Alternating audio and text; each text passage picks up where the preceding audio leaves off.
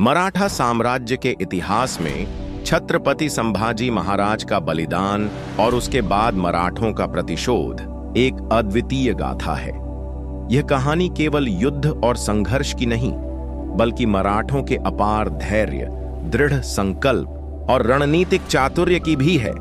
जब औरंगजेब ने संभाजी महाराज को क्रूरतापूर्वक मरवा दिया, तो मराठों ने न केवल अपने राजा की शहादत का बदला लिया, बल्कि अपने पराक्रम से मुगल साम्राज्य की नींव हिला दी। इस लेख में हम विस्तार से जानेंगे कि किस प्रकार मराठों ने इस अपमान का प्रतिशोध लिया और मुगलों को उनके ही जाल में फंसा दिया। संभाजी महाराज की क्रूर हत्या। संभाजी महाराज छत्रपति शिवाजी महाराज के ज्येष्ठ पुत्र और मराठा साम्राज्य के दूसरे छत्रपति थे।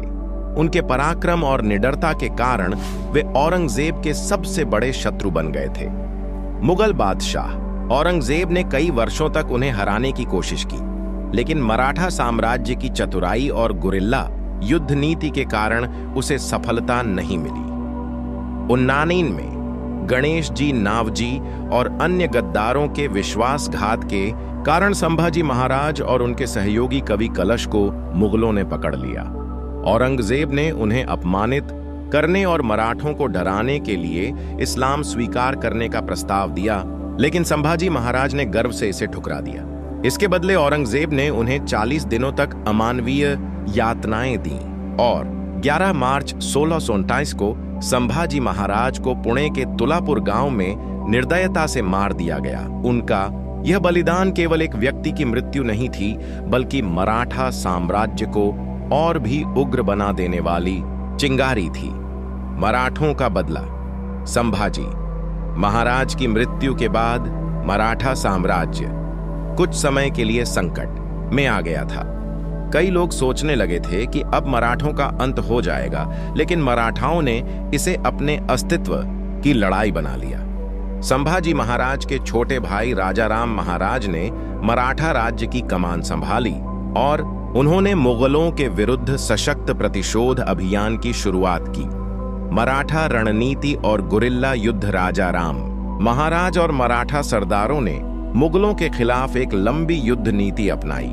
उन्होंने सीधे युद्ध की बजाय गुरिल्ला युद्ध पर जोर दिया, जिससे मुगलों को भारी क्षति होने लगी।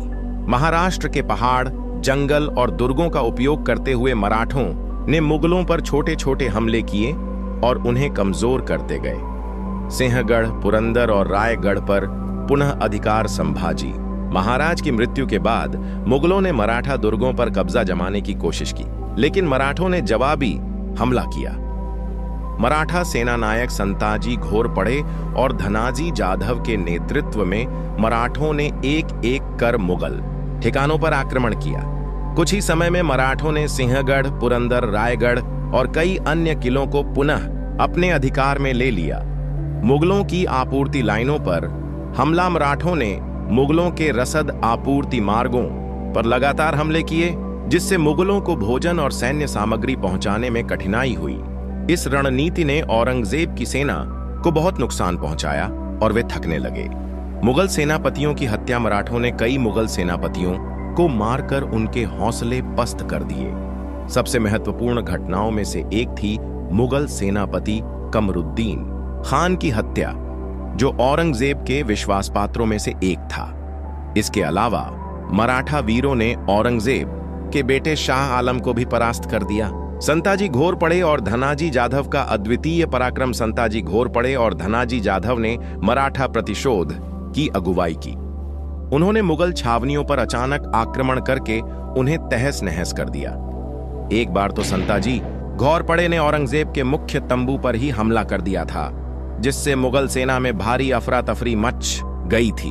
औरंगजेब का अंत और मराठों की विजय। संभाजी महाराज के बलिदान के बाद मराठों ने जिस प्रकार से मुगलों के विरुद्ध युद्ध लड़ा, उसने औरंगजेब को हिलाकर रख दिया। 37 साल तक मराठे मुगलों से लोहा लेते रहे और धीरे धीरे उन्होंने मुगल साम्राज्य को कमजोर कर दिया। 1707 में औरंगजेब की मृत्यु के बाद मुगल साम्राज्य पूरी तरह बिखर गया और मराठों का प्रभुत्व बढ़ने लगा। उन्होंने धीरे धीरे पूरे भारत में अपनी शक्ति स्थापित की और दिल्ली तक अपने कदम बढ़ा दिए। बदले की अमर गाथा संभाजी महाराज की मृत्यु केवल एक व्यक्ति की हत्या नहीं थी, बल्कि यह मराठा साम्राज्य के लिए प्रेरणा बन गई। उनके बलिदान ने मराठों को और अधिक संगठित और शक्तिशाली बना दिया। संताजी घोरपड़े, धनाजी जाधव, राजाराम महाराज और अन्य मराठा सरदारों ने मिलकर मुगलों से प्रतिशोध लिया और उनकी शक्ति को नेस्तनाबूद कर दिया। संभाजी महाराज की शहादत की बदौलत मराठों ने न केवल अपने सम्मान की रक्षा की, बल्कि उन्होंने यह भी सिद्ध कर दिया कि अत्याचार और क्रूरता के विरुद्ध लड़ने वाले वीर कभी नहीं हारते। उनकी वीरता और बलिदान की यह गाथा भारतीय इतिहास में सदैव अमर रहेगी